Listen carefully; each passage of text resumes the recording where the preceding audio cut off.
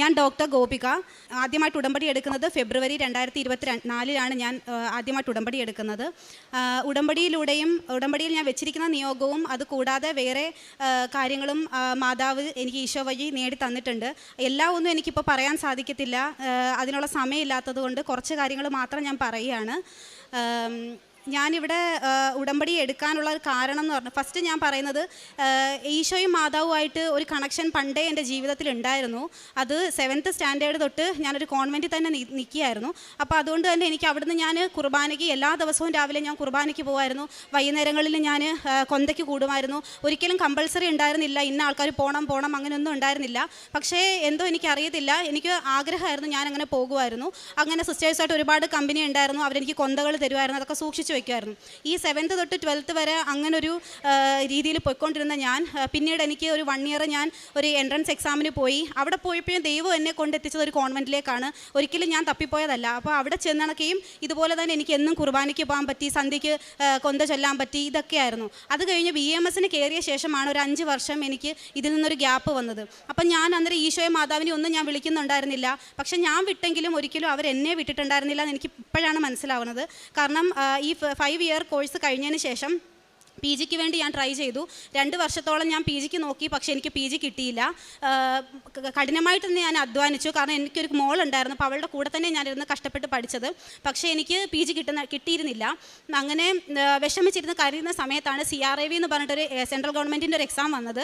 അത് പെർമനൻ്റ് അല്ല എങ്കിലും എനിക്കത് അതിൽ കയറി പറ്റണമെന്ന് എനിക്ക് വളരെയേറെ ആഗ്രഹം ഉണ്ടായിരുന്നു. കാരണം എൻ്റെ ഒരു കച്ചിത്തുരുമ്പായിരുന്നു അത്.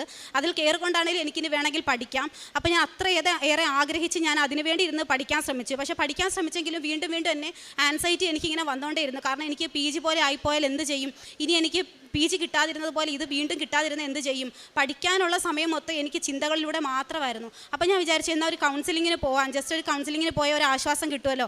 അങ്ങനെ കൗൺസിലിങ്ങിന് പോയി. അവിടെ ചെന്നപ്പോൾ ഡോക്ടർ പറഞ്ഞു വെച്ചാൽ ഇയാൾക്കൊരു പ്രശ്നമില്ല, ഇയാൾക്കൊരു ജോലി കിട്ടിയാൽ തീരാവുന്ന കാര്യങ്ങളേ ഉള്ളൂ, മനസ്സിരുത്തി ഇത് പഠിച്ചാൽ മതി എന്നാണ് പറയണത്. പക്ഷെ ഞാൻ പറഞ്ഞു പറ്റില്ല, എനിക്ക് എക്സാം വരെയെങ്കിലും എനിക്ക് എന്തെങ്കിലും ഒരു മെഡിസിൻ തന്നാൽ എനിക്ക് അതുകൊണ്ടൊരു ആശ്വാസം കിട്ടുമെന്ന് പറഞ്ഞ് ഞാൻ തന്നെ നിർബന്ധിച്ച് ടാബ്ലറ്റ് വാങ്ങിച്ച് ഒരാഴ്ചത്തേക്ക് കഴിക്കാമെന്ന് വിചാരിച്ചു. അങ്ങനെ CRAVയുടെ എക്സാമിന് പഠിച്ച്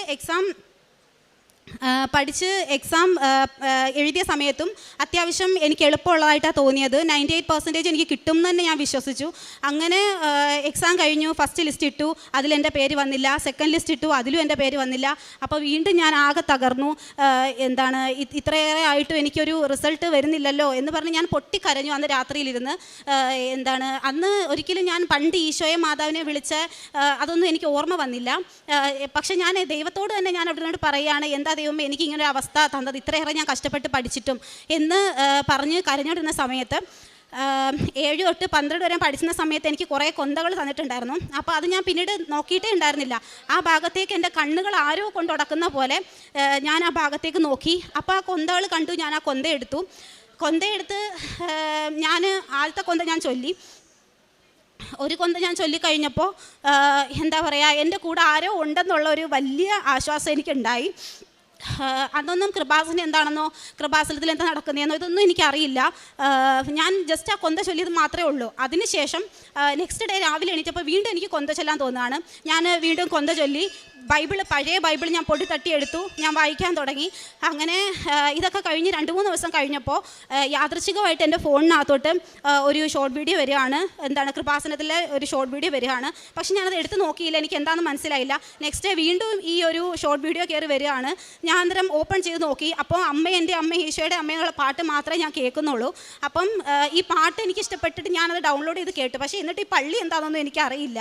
അങ്ങനെ വീണ്ടും കുറച്ച് ദിവസങ്ങൾ കഴിഞ്ഞപ്പോൾ എൻ്റെ സീനിയർ ഒരു ചേച്ചി എന്നെ ഇങ്ങോട്ട് വിളിച്ചിട്ട് എന്നോട് കാര്യങ്ങൾ ചോദിച്ചപ്പോൾ ഞാൻ പറഞ്ഞു, ഇതുപോലെ CRAV എഴുതി, അതും എനിക്ക് കിട്ടിയില്ല, എല്ലാം നഷ്ടമാണെന്ന് ഞാനിങ്ങനെ പറഞ്ഞപ്പോൾ ചേച്ചി എന്നോട് ഇങ്ങോട്ട് പറയുകയാണ്. ചേച്ചിയുടെ പേര് കൃപ എന്നാണ്.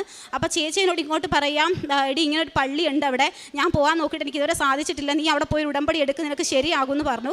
അങ്ങനെ ഞാൻ അച്ഛനോട് പറഞ്ഞു, അച്ഛൻ എന്നാൽ നമുക്ക് അവിടെ പോയി ഒരു ഉടമ്പടി എടുക്കാം. അച്ഛൻ ഓക്കെ ഒക്കെ പറഞ്ഞെങ്കിലും സമയമായപ്പോൾ അച്ഛൻ പറഞ്ഞു കുറച്ച് ദിവസം കൂടെ കഴിയട്ടെ, നമുക്ക് പിന്നെ ആവാമെന്ന് പറഞ്ഞു. പക്ഷെ ഞാൻ ഒരുപാട് ഒരുങ്ങി, ആ മാതാവിനെ വരവേൽക്കാൻ പോവാണ്, ആ ഒരു രീതിയിൽ ഞാൻ എന്താ പറയുക ഭയങ്കരമായിട്ട് ആഗ്രഹിച്ചു. അപ്പോൾ പെട്ടെന്ന് അച്ഛൻ ഇങ്ങനെ പിന്നെ മതി എന്ന് പറഞ്ഞപ്പോൾ ഒരു മുടക്ക് വന്നപ്പോൾ എനിക്കത് വിഷമമായിട്ട് ഞാൻ അമ്മ പറഞ്ഞു ഒരു കാര്യം ചെയ്ത് ബൈബിൾ തുറന്ന് നോക്ക്, എന്താ പറയുന്നത് നമുക്ക് അപ്പോൾ അറിയാമെന്ന് പറഞ്ഞു. ഞാൻ അന്നേരം ബൈബിൾ തുറന്ന് നോക്കി, വിശ്വാസപ്രമാണം ചൊല്ലി ഞാൻ ബൈബിൾ തുറന്ന് നോക്കിയപ്പോൾ അതിനകത്ത് എനിക്ക് വന്നത് സന്ദർശനം മാറ്റിവെക്കുന്നു എന്നാണ് വന്നത്.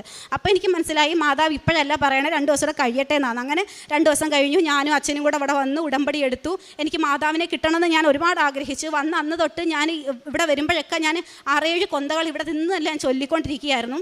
അങ്ങനെ മാതാവിനെ കിട്ടി. അത് കഴിഞ്ഞ് എനിക്ക് 2 ആഴ്ചയോളം എനിക്ക് ഹെഡേക്ക് ഭയങ്കരമായിരുന്നു, കുറയുന്നില്ല. പക്ഷേ ഇവിടുന്ന് ഉടമ്പടി എടുത്ത് തിരിച്ച് വീട്ടിൽ ചെന്നപ്പോൾ ആ ഹെഡേക്ക് എനിക്ക് ഉണ്ടായിരുന്നില്ല. പിന്നെ ഇതൊന്നും ഞാൻ നിയോഗത്തിൽ വെച്ച കാര്യങ്ങളൊന്നും അല്ല.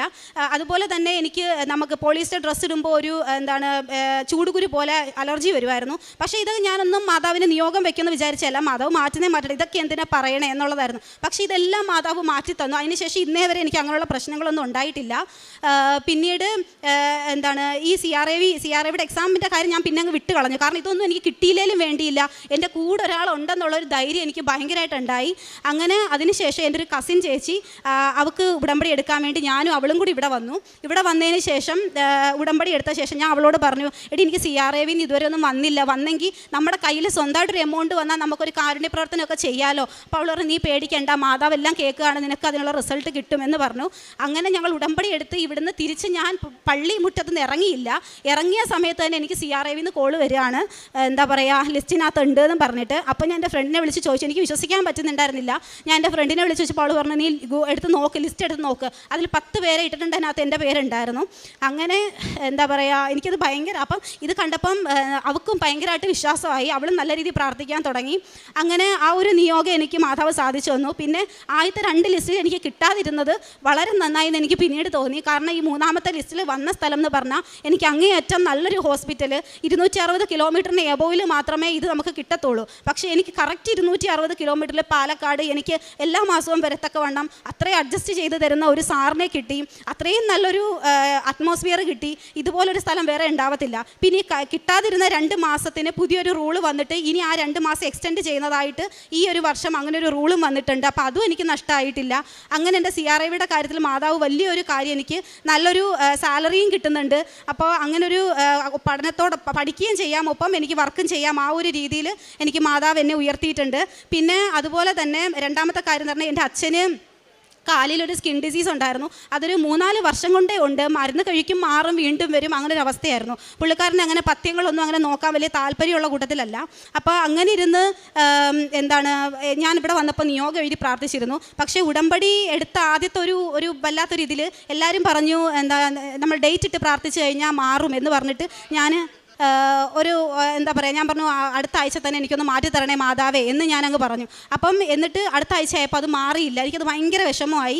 അപ്പോൾ പിന്നീട് അച്ഛൻ ധ്യാനത്തിനകത്ത് പറയുകയാണ്, വിശ്വാസമല്ല, നെക്സ്റ്റ് സ്റ്റേജ് പ്രത്യാശയാണ്, അതിനുശേഷം സ്നേഹമാണ്. അപ്പോൾ എനിക്ക് മനസ്സിലായി ഞാൻ ഇനിയും വെയിറ്റ് ചെയ്യണം, മാതാവ് എന്തോ കരുതുന്നുണ്ട് അച്ഛനിൽ എന്ന് എനിക്ക് മനസ്സിലായി. ഞാൻ പിന്നെ അതൊക്കെ വിട്ട് കളഞ്ഞു, മാതാവ് എപ്പോഴെങ്കിലും മാറ്റട്ടെ എന്നുള്ളൊരു രീതിയായിരുന്നു. അങ്ങനെ എൻ്റെ 2ാമത്തെ പുതുക്കൽ സമയമായപ്പോൾ അമ്മയ്ക്കും അച്ഛനും ആർക്കും തന്നെ വലിയ വിശ്വാസം ആദ്യം ഉണ്ടായിരുന്നില്ല. എന്നെ കുറ്റം പെടുത്തുന്ന മാത്രമേ ഉണ്ടായിരുന്നുള്ളൂ ആദ്യമൊക്കെ. എന്ത് പറ്റി, നീ എന്താ ഇങ്ങനെ ആയി പോകുന്നത്, അങ്ങനെയൊക്കെ ചോദിച്ചിട്ട്. പക്ഷേ അവരെല്ലാവരും എൻ്റെ ഓരോ കാര്യങ്ങൾ കേൾക്കുമ്പോഴും അവരെല്ലാം വിശ്വാസത്തിലേക്ക് വരാൻ തുടങ്ങി. എൻ്റെ അമ്മ അച്ഛനെ കൊണ്ട് ഉടമ്പടി എടുപ്പിച്ചു, എൻ്റെ അമ്മ ഉടമ്പടി എടുത്തു. അവരൊക്കെ ഉടമ്പടി എടുത്ത് പുതിയ ജീവിതം അങ്ങോട്ട് മാറി തുടങ്ങിയപ്പോഴത്തേക്കിനും എൻ്റെ അച്ഛൻ്റെ കാലിൽ അസുഖം കംപ്ലീറ്റ് മാറി. ഇപ്പോൾ വലിയ രീതിയിൽ ഉണ്ടായിരുന്ന ഒരു സ്കിൻ ഡിസീസിൽ ഒരു പാട് പോലും അവശേഷിക്കാത്ത രീതിയിൽ ഒരു പഥ്യങ്ങളും ഇല്ലാതെ ഉടമ്പടി തൈലവും ഉപ്പും മാത്രം ഉപയോഗിച്ചിട്ട് കാല് കംപ്ലീറ്റ് ക്യൂർ ആയിട്ടുണ്ട് അച്ഛൻ്റെത്. അതാണ് എൻ്റെ 2ാമത്തെ സാക്ഷ്യം എന്ന് പറയുന്നത്. 3ാമത്തെ കാര്യം എന്ന് പറഞ്ഞാൽ എനിക്ക് കാറിലൊക്കെ പോകുന്ന സമയത്ത് ഒരു വൊമിറ്റിംഗ് ടെൻഡൻസി പണ്ട് കുഞ്ഞിലെ തൊട്ടേ ഉള്ള ഒരു കാര്യമായിരുന്നു. ഇത് ഞാൻ നിയോഗത്തിൽ വെച്ചതല്ല.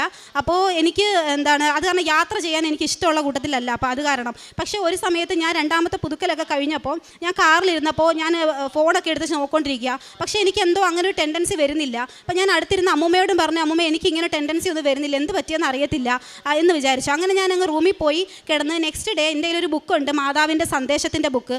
എന്തെങ്കിലും സംശയം ഉണ്ടെങ്കിൽ ഞാൻ അതിൽ പ്രാർത്ഥിച്ചിട്ട് ഇതെടുത്ത് നോക്കാറാ പതിവ്. അപ്പോൾ ഇതിനകത്ത് നോക്കിയപ്പോൾ എനിക്ക് വന്നൊരു കാര്യം എന്ന് പറഞ്ഞാൽ, ഇന്നലെ നിനക്ക് തന്ന കൃപ നീ മറന്നു പോയോ എന്നുള്ള ഒരു സെൻറ്റൻസാണ് എനിക്ക് കിട്ടിയത്. അപ്പം ഞാൻ ആലോചിച്ചു, ഇന്നലെ എന്ത് കൃപ. അപ്പോഴേ എനിക്ക് മനസ്സിലായത് കാറിൽ ഇരുന്നപ്പോൾ എനിക്ക് അങ്ങനെ ഒരു ടെൻഡൻസി ഉണ്ടായില്ലല്ലോ എന്നുള്ളത്. അതിനുശേഷം ഇന്ന് വരെ എനിക്ക് അങ്ങനെ ഒരു ടെൻഡൻസി ഉണ്ടായിട്ടില്ല. കാറിലിരിക്കുമ്പോൾ ഒരു വോമിറ്റിങ്ങോ അങ്ങനെയുള്ള ഒരു കാര്യങ്ങളും എനിക്ക് പിന്നീട് ഉണ്ടായിട്ടില്ല. അതിൻ്റെ ഒരു മൂന്നാമത്തെ സാക്ഷിയാണ്.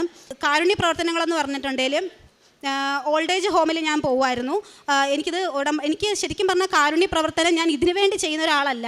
എനിക്കൊരു വരുമാനം കിട്ടിയാൽ തീർച്ചയായിട്ടും എനിക്ക് കാരുണ്യ പ്രവർത്തനം ചെയ്യാൻ വേണ്ടിയിട്ടാണ് ഒരു വരുമാനം ഞാൻ കണ്ടെത്തുന്നതെന്ന് അങ്ങനെ ചിന്തിക്കുന്ന ഒരാളാണ് ഞാൻ. അല്ലാതെ എനിക്ക് വരുമാനത്തിൻ്റെ ഒരു ആവശ്യമില്ല. നമുക്ക് വേറെ ഒരുങ്ങി നടക്കാനാണെങ്കിലോ അല്ലെങ്കിൽ വേറെ ഹസ്ബൻഡ് അത്യാവശ്യം വരുമാനമുണ്ട്, അപ്പോൾ കുഞ്ഞിൻ്റെ കാര്യങ്ങൾ നോക്കി. പക്ഷേ എനിക്ക് വരുമാനം വേണ്ടത് എനിക്ക് ഒരാളെ സഹായിക്കണമെങ്കിൽ വേറൊരാളുടെ കാല് പിടിക്കേണ്ട ആവശ്യം എനിക്ക് വരരുത്. അതിന് വേണ്ടിയിട്ട് മാത്രമായിരുന്നു.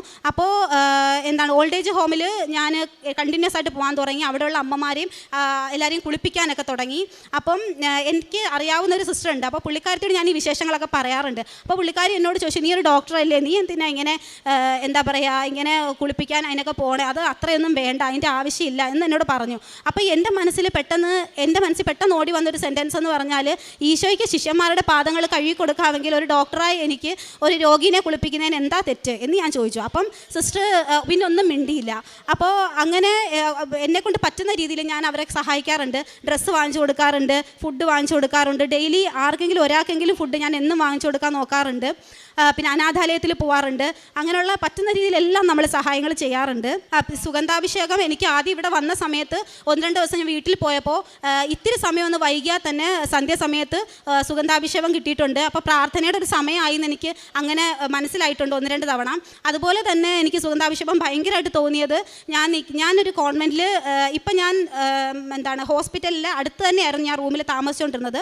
പക്ഷേ എനിക്കൊരാഗ്രഹം തോന്നി എന്നും കുർബാനയ്ക്ക് പോകണം. പക്ഷേ ഞാൻ നിൽക്കുന്ന ഹോസ്പിറ്റൽ എന്ന് പറഞ്ഞാൽ ബ്രാഹ്മൺസിൻ്റെ ഒരു ഹോസ്പിറ്റലാണ്. അവിടുന്ന് അടുത്തൊന്നും പള്ളികളൊന്നും ഇല്ല. അപ്പോൾ എനിക്ക് കുർബാനയ്ക്ക് പോകണം എന്നുള്ളൊരു ആഗ്രഹം കൊണ്ട് ഞാൻ അവിടുന്ന് മാറി. അവിടെ നിന്ന് ഞാൻ നിൽക്കുന്ന സ്ഥലത്ത് നല്ല സുഖ സൗകര്യങ്ങളും നല്ല ഫുഡും നല്ല എല്ലാ കാര്യങ്ങളും നല്ലതായിരുന്നു. പക്ഷേ അവിടുന്ന് ഞാൻ അത് കളഞ്ഞിട്ട് ഞാൻ കോൺവെൻറ്റിലേക്ക് മാറി. അപ്പോൾ അങ്ങനെ മാറിയ സമയത്ത് സാറിന് ചെറിയൊരു ബുദ്ധിമുട്ടുണ്ടായിരുന്നു. പക്ഷേ അത് എൻ്റെ ഉടമ്പടി വസ്തുക്കളും കാര്യങ്ങളൊക്കെ കൊണ്ട് അതൊക്കെ അങ്ങോട്ട് മാറി കിട്ടി. അങ്ങനെ ഞാൻ കുർബാനയ്ക്ക് ഡെയിലി പൊക്കോണ്ടിരുന്ന ഞാൻ പെട്ടെന്ന് എനിക്ക് പി ജിയുടെ ഒരു ചിന്ത വന്നു. അതായത് പി ജി ഒന്നുകൂടെ ട്രൈ ചെയ്താലോ പഠിച്ചാലോ എന്നൊക്കെയുള്ള ഒരു ആലോചന വന്നിട്ട് വീണ്ടും അതിലേക്ക് തിരിഞ്ഞപ്പോൾ പെട്ടെന്ന് എനിക്ക് എല്ലാത്തിനും സമയം കിട്ടുന്നില്ല. രാവിലെ 8:30 പോയാൽ വൈകുന്നേരം 5:30 വരിക, പിന്നീട് പ്രാർത്ഥന, ഇതെല്ലാം കൂടെ ആയിട്ട് എനിക്ക് ഒന്നിനും സമയം കിട്ടാതെ വന്നപ്പോൾ ഞാൻ കുർബാന എന്ത് ചെയ്തു, ഒന്നിടവിട്ടാക്കി.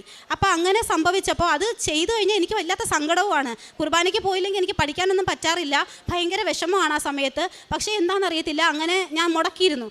അങ്ങനെ വന്നൊരു 3-4 ദിവസം കഴിഞ്ഞപ്പോൾ എനിക്ക് രാത്രിയിൽ ഞാൻ ഉറങ്ങിക്കിടന്ന സമയത്ത് 1 മണിക്കൂർ ഞാൻ കണ്ടുള്ള ഒരു സ്വപ്നം.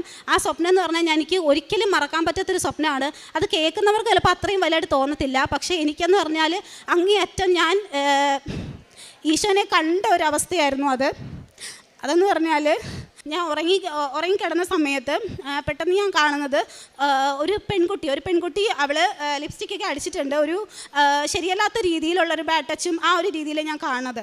അപ്പോൾ അത് കഴിഞ്ഞിട്ട് പിന്നെ പെട്ടെന്ന് കാണുന്നത് ഒരു വെള്ള കേക്കാണ് കാണുന്നത്. ഈ വെള്ള കേക്കിനകത്ത് മുറിച്ച് എൻ്റെ വായിലേക്ക് ഞാൻ വെക്കുന്നുണ്ട്. വെച്ച സമയത്ത് ഇത് തുപ്പിയിട്ട് ഞാൻ വല്ലാണ്ട് രക്തം ഛർദ്ദിക്കുന്നതായിട്ടാണ് കാണുന്നത്.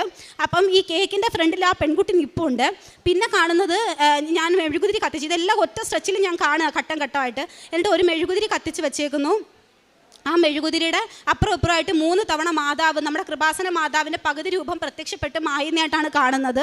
അപ്പോൾ അതിൻ്റെ അടുത്തായിട്ട് ഞങ്ങളുടെ സാറ് അവിടെ ഇരിപ്പുണ്ട്. സാറ് വെള്ള ഡ്രസ്സ് ഇട്ടിട്ട് ഇരിക്കുക. അപ്പോൾ സാർ എന്നോട് ചോദിച്ചു, ഇപ്പം നിനക്ക് വിശ്വാസമായോ എന്ന് ചോദിച്ചു. അപ്പം ഞാൻ പറഞ്ഞു, എനിക്ക് വിശ്വാസമാണ്, പക്ഷേ എനിക്കിങ്ങനെ കാണണമെന്ന് ഭയങ്കര ആഗ്രഹമായിരുന്നു മാതാവിനെ എന്ന് പറഞ്ഞു. അങ്ങനെ ഇരുന്നിട്ട് അതിന് 1 മിനിറ്റ് കഴിഞ്ഞിട്ട് ഞാൻ കാണുകയാണ് ഒരു ജനലിൻ്റെ സൈഡിൽ കൂടെ ഒരു കൈ. ആ കൈ ഈശോൻ്റെ കൈകളാണെന്ന് ഞാൻ നല്ല രീതിയിൽ കാണുന്നുണ്ട്. പക്ഷേ ഈശോൻ്റെ മുഖം കാണുന്നില്ല. ഒരു ഭയങ്കര ഒരു ബ്രൗൺ കളറിൽ രക്തം കട്ട പിടിച്ചായിരിക്കാം, അങ്ങനെ ഒരു കൈയാണ് ഞാൻ കാണുന്നത്. അതിങ്ങനെ കൈ വെളിയിലേക്ക് ഇട്ടിട്ട് എൻ്റെ കയ്യിൽ പിടിച്ചിട്ട് അകത്തേക്ക് വലിക്കുകയാണ്. അങ്ങനെ വലിച്ച് ഉള്ളിലേക്ക് കയറ്റുന്ന സമയത്ത് എനിക്കൊരു പേടിയുണ്ടായിരുന്നു, പക്ഷേ എന്നാൽ ഭയങ്കര സന്തോഷം ഉണ്ട്. അങ്ങനെ ഞാൻ അകത്തേക്ക് കയറി കഴിഞ്ഞപ്പോൾ എനിക്ക് ഫീൽ ചെയ്തൊരു കാര്യം എന്ന് പറഞ്ഞാൽ, നമ്മൾ മരിച്ച് മുകളിലേക്ക് ചെല്ലുമ്പോൾ വേറെ ആരും നമ്മുടെ കൂടെ ഉണ്ടാവില്ല. ഈശോയും അല്ലെങ്കിൽ ദൈവവും നമ്മൾ മാത്രമേ ഉണ്ടാവത്തുള്ളൂ. അവിടെ ഒരു വൈവേ എന്ന് പറഞ്ഞാൽ നമ്മൾ തമ്മിലായിരിക്കും, വേറെ ആരും നമ്മുടെ കൂടെ ഉണ്ടാവില്ല. അപ്പോൾ അങ്ങനെ ഞാൻ അകത്തേക്ക് കയറിയതിന് ശേഷം പെട്ടെന്ന് ഈശോൻ്റെ ഒരു സ്വരം കേൾക്കുകയാണ്. പെട്ടെന്ന് എൻ്റെ ദേഹത്തേക്ക് ഒരു പ്രകാശം അടിക്കുന്നുണ്ട്, കാറ്റടിക്കുന്നുണ്ട്. എനിക്കത് താങ്ങാൻ പറ്റുന്നില്ല. ഞാൻ കിടന്ന് കറങ്ങുകയാണ് ആ കാറ്റിൽ. അപ്പോൾ ഈശോയുടെ സ്വരം മാത്രമാണ് ഞാൻ കേൾക്കുന്നത്. നിനക്ക് എന്നെ വിശ്വാസമാണോ എന്ന് ചോദിച്ചു. ഞാൻ പറഞ്ഞു എനിക്ക് വിശ്വാസമാണ്. നീ എന്നെ ആവശ്യത്തിന് മാത്രമേ വിളിക്കാറുള്ളൂ എന്ന് ചോദിച്ചു. ഞാൻ പറഞ്ഞു അല്ല, പണ്ട് ഞാൻ അങ്ങനെ ആയിരുന്നു, ഇപ്പം ഞാൻ അങ്ങനെ അല്ല എന്ന് പറഞ്ഞു. അങ്ങനെ പെട്ടെന്ന് ആ ശക്തി എന്നിൽ നിന്ന് മാഞ്ഞു പോയി. പെട്ടെന്ന് എൻ്റെ കാലിൽ ഒരു അടി തന്നിട്ടാണ് പോയത്. ഞാൻ ചാടിയാണ് ഞാൻ എണീക്കുന്നത്. എണീറ്റപ്പോൾ എനിക്കിത് സ്വപ്നമാണെന്നൊന്നും അല്ല, ഞാൻ നേരിട്ട് കണ്ട ഒരു പ്രതീതിയായിരുന്നു അത്. അപ്പോൾ അങ്ങനെ എനിക്ക് മനസ്സിലായി. പിന്നെ എനിക്ക് അതിൻ്റെ അർത്ഥങ്ങളൊന്നും മനസ്സിലായില്ല. എന്താ ഞാൻ ഈ കണ്ടതിൻ്റെ കണക്ഷൻ? എനിക്കൊന്ന് കേക്ക് കണ്ടു, ഒരു പെൺകുട്ടിയെ കണ്ടു, എന്താ ഇതൊന്നും എനിക്ക് മനസ്സിലാവുന്നില്ല. ഞാൻ 2-3 ദിവസം അതുമായിട്ട് ഇങ്ങനെ നടന്നു. എന്താ ഈശോയെ ഉദ്ദേശിച്ചെന്ന്. പിന്നെ സിസ്റ്ററായിട്ട് സംസാരിച്ചപ്പോൾ സിസ്റ്റർ എന്നോട് പറഞ്ഞ കാര്യം എന്ന് പറഞ്ഞാൽ, ഈശോ ചില കാര്യത്തിലൊരു സെൽഫിഷാണ്. അതായത് ഈ മറ്റുള്ളവരെ സ്നേഹിക്കുന്നതിലുപരി ഈശോനെ സ്നേഹിക്കണം എന്ന് ചിന്തിക്കുന്ന ഒരാളാണ് ഈശോ. അപ്പോൾ ഈശോനെ കൂടുതൽ നമ്മൾ സ്നേഹിക്കണം എന്നാണ് ഈശോ ആഗ്രഹിക്കുന്നത്. അപ്പം പള്ളിയിൽ ഞാനിങ്ങനെ ഇരുന്നപ്പോൾ എൻ്റെ മനസ്സിലേക്ക് പെട്ടെന്ന് കയറി വരിക, ആ കേക്ക് എന്ന് പറഞ്ഞത് തിരുവോസ്തിയല്ലേ ഉദ്ദേശിച്ചത്? കേക്ക് വായിലേക്ക് വെച്ചിട്ട് ബ്ലഡ് ഛർദ്ദിക്കുക എന്ന് പറഞ്ഞാൽ ഈശോൻ്റെ രക്തമല്ലേ അത്? അപ്പോൾ നിന്നെ കുർബാനയിലേക്ക് നിന്നെ അടുപ്പിക്കുന്നതല്ലേ ഉദ്ദേശിക്കുന്നത്? നീ കുർബാന മുടക്കരുത്. ഒരു PGയുടെ കാര്യം വന്നപ്പോൾ നീ കുർബാന കട്ട് ചെയ്തോ? അത് ആവശ്യത്തിന് വേണ്ടി മാത്രമേ നീ വിളിക്കാറുള്ളൂ എന്ന് ഈശോ ചോദിക്കുന്നതായിട്ട് എനിക്ക് പിന്നെ മനസ്സിലായി. പിന്നെ ഞാൻ ആലോചിച്ചു ആ പെൺകുട്ടി എന്താ ഉദ്ദേശിച്ചത്? അപ്പോൾ എനിക്ക് മനസ്സിലായി അത് പിശാചിൻ്റെ രൂപമാണെന്ന് മനസ്സിലായി. നമ്മളെ കുർബാനയിൽ നിന്ന് അകറ്റാനും നമ്മളെ ദൈവത്തിൽ നിന്ന് പിന്തിരിപ്പിക്കാനും പലതരത്തിലുള്ള പൈശാചിക ബന്ധനങ്ങൾ നമുക്കുണ്ടാവും. നമ്മളതിന് വീണു പോകും. അപ്പോൾ അങ്ങനെ വീഴാൻ പാടില്ല എന്നുള്ളൊരു സന്ദേശമാണ് ദൈവം തന്നതെന്ന് എനിക്ക് മനസ്സിലായി. അപ്പോൾ ഇതൊക്കെയാണ് എനിക്ക് കിട്ടിയ അനുഗ്രഹങ്ങളെന്ന് പറയുന്നത്. എനിക്ക് ഇതിൽ നിന്ന് കൂടുതൽ എന്താ പറയുക അനുഗ്രഹം കിട്ടിയെന്ന് പറഞ്ഞാൽ ഓരോ കാര്യങ്ങൾ നേടുക എന്നുള്ളതല്ല, ഈശോനെ മാതാവിനെ എനിക്ക് കൂടുതൽ അറിയാൻ പറ്റി, ഈശോൻ്റെ സ്നേഹം അറിയാൻ പറ്റി. പണ്ടൊക്കെ ഞാൻ പ്രാർത്ഥിക്കുകയെന്നുണ്ടെങ്കിലും എന്തോ പ്രാർത്ഥിക്കുന്നു പോകുന്നു അത്രേ ഉണ്ടായിരുന്നുള്ളൂ. പക്ഷേ ഈശോ എന്ന് പറയുന്നത് ഒരു സത്യദൈവമാണെന്നും അതൊരു ജീവനുള്ള ദൈവമാണെന്നും നമ്മുടെ മുമ്പിൽ ഇരിക്കുന്ന ഒരാളാണെന്നും എനിക്ക് മനസ്സിലായത് ഇവിടെ വന്ന് ഞാൻ ഉടമ്പടി എടുത്ത ശേഷമാണ്. എനിക്ക് ഇത്രയും അനുഗ്രഹങ്ങൾ തന്ന എൻ്റെ മാതാവിനും ഈശോയ്ക്കും ഞാൻ ഒരുപാട് നന്ദി പറയുകയാണ്. യെശയ്യാ പ്രവാചകൻ്റെ പുസ്തകത്തിൽ 62-ാം അധ്യായത്തിൽ തിരുവചനങ്ങൾ അരുളി ചെയ്യുന്നു, കർത്താവ് വിളിക്കുന്ന ഒരു പുതിയ പേരിൽ നീ അറിയപ്പെടും. കർത്താവിൻ്റെ കയ്യിൽ നീ മനോഹരമായ ഒരു കിരീടമായിരിക്കും. നിന്റെ ദൈവത്തിൻ്റെ കരങ്ങളിൽ ഒരു രാജകീയ മകുടവും. തിരുവചനം എല്ലാവർക്കും വേണ്ടിയിട്ടുള്ളതാണ്. ക്രിസ്തു എല്ലാവരിലുമാണ്, എല്ലാവർക്കും വേണ്ടിയിട്ടുള്ളതാണ്. ഇന്ന് ഡോക്ടർ ഗോപിക ഇവിടെ പറഞ്ഞ് തൻ്റെ സാക്ഷ്യം അവസാനിപ്പിക്കുന്നത്, ഈ മകള് ഈശോയെ എങ്ങനെ സ്നേഹിക്കുന്നു, ഈശോ തൻ്റെ സ്നേഹത്തെ എത്രമാത്രം വിലമതിക്കുന്നു. നിൻ്റെ കർത്താവ് തരുന്ന ഒരു പുതിയ പേരിൽ നീ അറിയപ്പെടും. നിൻ്റെ ദൈവത്തിൻ്റെ കയ്യിൽ നീ മനോഹരമായ ഒരു കിരീടമായിരിക്കും എന്നൊക്കെ പറഞ്ഞ് തിരുവചനം നമ്മോട് സംസാരിക്കുമ്പോൾ ഉടമ്പടിയിലൂടെ നമ്മെ എങ്ങനെയാണ് ദൈവം തൻ്റെ സ്വന്തമാക്കാൻ ആഗ്രഹിക്കുന്നത്. ഇവിടെ ഡോക്ടറിന് കിട്ടിയ കുറച്ച് ഭൗതികമായിട്ടുള്ള പല അനുഗ്രഹങ്ങളെക്കുറിച്ച് സംസാരിക്കുകയുണ്ടായി. അത് രോഗസൗഖ്യമായും അതുപോലെ തന്നെ തനിക്കൊരു പോസ്റ്റ്, അത് സെൻട്രൽ ഗവൺമെൻറ്റിൻ്റെയാണ്. അപ്പോൾ ആ പോസ്റ്റൊക്കെ തനിക്ക് കിട്ടിയ കാര്യവും അതിലൂടെ തനിക്ക് പഠിക്കുവാനും അതുപോലെ ജോലി ചെയ്യുവാനും ഒക്കെ തനിക്ക് സാധ്യതകളുണ്ടായി. ഇങ്ങനെയുള്ള കാര്യങ്ങളൊക്കെ ഇവിടെ പങ്കുവയ്ക്കുമ്പോഴും എനിക്കിതൊന്നുമല്ല ഇന്ന് പ്രധാനം. ഞാൻ 7-ാം ക്ലാസ് മുതൽ അറിഞ്ഞ സത്യദൈവത്തെ എനിക്ക് ഒന്നുകൂടി ഇറുകെ സ്നേഹിക്കുവാൻ കഴിയുന്നു. എൻ്റെ ദൈവം എന്നോടൊത്തുണ്ട്. അതായത് താനൊരു ഡിപ്രഷൻ സ്റ്റേജിലേക്കൊക്കെ പോയ അവസ്ഥകൾ, അമിതമായ ഉത്കണ്ഠ, ആകുലത, അങ്ങനെ ഒരു കൗൺസിലിങ്ങിന് വരെ പോകുന്നു. പക്ഷേ അവിടെയൊന്നും പിന്നീട് നടക്കാത്തതാണ്. അതായത് തനിക്ക് മാറ്റമൊന്നും വന്നില്ല. അത് ജപമാല എടുത്ത് പ്രാർത്ഥിക്കുമ്പോൾ തനിക്ക് എങ്ങനെയാണ് അതിലൂടെ ഒരു ധൈര്യം കിട്ടുക, തൻ്റെ അടുത്തൊരാളുണ്ട്, എൻ്റെ കൂടെ ഒരാളുണ്ട് എന്നുള്ള ഒരു ധൈര്യമാണ് ഈ മകൾക്ക് ലഭിച്ചത്. ഞാൻ തന്നെ നിൻ്റെ കൂടെ വരും, ഞാൻ നിന്നെ ആശ്വസിപ്പിക്കും. ഇതാണ് ഈശോ നൽകുന്ന വാഗ്ദാനം, ആ വാഗ്ദാനം ഇന്നും തുടരുകയാണ്. അത് ഉടമ്പടി അനുഭവങ്ങളിലൂടെ നമുക്ക് കുറേ കൂടി വ്യക്തമായിട്ട്, കൃത്യമായിട്ട്, വളരെ പച്ചയായ ജീവിത യാഥാർത്ഥ്യങ്ങളായിട്ട് ഇന്ന് നമ്മുടെ മുൻപിലേക്ക് കടന്നു വരികയാണ്. അങ്ങനെ തൻ്റെ അമ്മ ഉടമ്പടിയെടുത്തു, അച്ഛൻ ഉടമ്പടിയെടുത്തു. അച്ഛൻ്റെ വർഷങ്ങളായിട്ടുള്ള, ഇവരൊക്കെ ഇന്നിവിടെ വന്നിട്ടുണ്ട്, ഇവരുടെ വർഷങ്ങളായിട്ടുള്ള അച്ഛൻ്റെ സ്കിൻ അലർജി അതൊക്കെ വളരെ പെട്ടെന്ന് തന്നെ എങ്ങനെയാണ് ഒരു പാടുപോലും ഇല്ലാതെ അച്ഛൻ അതൊക്കെ പരിപൂർണമായിട്ടുള്ള സൗഖ്യം ലഭിക്കുന്നത്. ഇന്ന് അവൻ്റെ നാമത്തിൽ വിശ്വസിക്കുന്നവർക്കെല്ലാം കൃപയ്ക്കുമേൽ കൃപ എന്ന് യോഹന്നാൻ 1:16 തിരുവചനങ്ങൾ അരുളി ചെയ്യുന്നത് പോലെ ഇന്ന് ഈ മകളിലൂടെ എത്രയോ മക്കളാണ് കർത്താവിലേക്ക് തിരിയുവാനിടയായത്. തൻ്റെ കാരുണ്യ പ്രവർത്തനങ്ങൾ, പ്രേക്ഷിത പ്രവർത്തനം അതൊക്കെ എത്ര മഹത്തരമായിട്ട് ഈ മകള് കാണുന്നു. അതിനൊക്കെ ഓരോ തൻ്റേതായ രീതിയിൽ മറ്റുള്ളവരോട് പറഞ്ഞു കൊടുക്കുവാനും അതുപോലെ ഈശോയെ അനുഭവിക്കുവാനായിട്ടൊരു സ്വപ്നം, ദർശനമുണ്ടാവുക, സുഗന്ധ അഭിഷേകമുണ്ടാവുക, ഇതൊക്കെ ഇന്ന് നിങ്ങൾക്ക് ചെറുതായിരിക്കാം, എന്നാൽ എന്നെ സംബന്ധിച്ച് അത് ഏറ്റവും വലിയ ഒരു കാര്യം തന്നെയാണെന്ന് ഈ മകൾ തന്നെ ഇവിടെ പറഞ്ഞ വാക്കുകളാണ്. അങ്ങനെ കർത്താവിൻ്റെ കയ്യിലെ ഒരു രാജകീയ മകുടമായിട്ട് ഓരോ മക്കളെയും മാറ്റുന്ന ഉടമ്പടി ജീവിതം, അത് എപ്പോഴും നമ്മെ ഉന്മേഷമുള്ളവരാക്കുന്നതാണ്. നമുക്ക് രോഗങ്ങളൊന്നും ഇല്ലാഞ്ഞിട്ടല്ല, അല്ലെങ്കിൽ തളർച്ച എന്ന് പറയുന്നത് ആരോഗ്യസ്ഥിതിയോ ഇതൊക്കെ നമുക്ക് മോശമായിരിക്കാം, എങ്കിലും നാം ഉടമ്പടിയുടെ മക്കളാണെങ്കിൽ നമുക്കൊരു ഉണർവുണ്ട്. അത് ദൈവം നമ്മുടെ കൂടെ വരുന്ന ഉണർവും ഉന്മേഷവും മാത്രമാണ്. നമുക്ക് കരങ്ങളടിച്ച് ദൈവത്തെ ആരാധിക്കാം, മഹത്വപ്പെടുത്താം. ഈശോയ്ക്കും അമ്മയ്ക്കും നന്ദി പറയാം. അത്യപൂർവ ദൈവാനുഭവങ്ങൾ ഇനി നിങ്ങൾക്കും സ്വന്തം. ഈ യൂട്യൂബ് ചാനൽ ഇതുവരെ സബ്സ്ക്രൈബ് ചെയ്തിട്ടില്ലെങ്കിൽ ഇപ്പോൾ തന്നെ സബ്സ്ക്രൈബ് ചെയ്യുക. ഈ വീഡിയോ ഇപ്പോൾ തന്നെ നിങ്ങളുടെ സുഹൃത്തുക്കൾക്ക് ഷെയർ ചെയ്തുകൊണ്ട് കർത്താവിൻ്റെ പ്രേക്ഷിതരാകുക.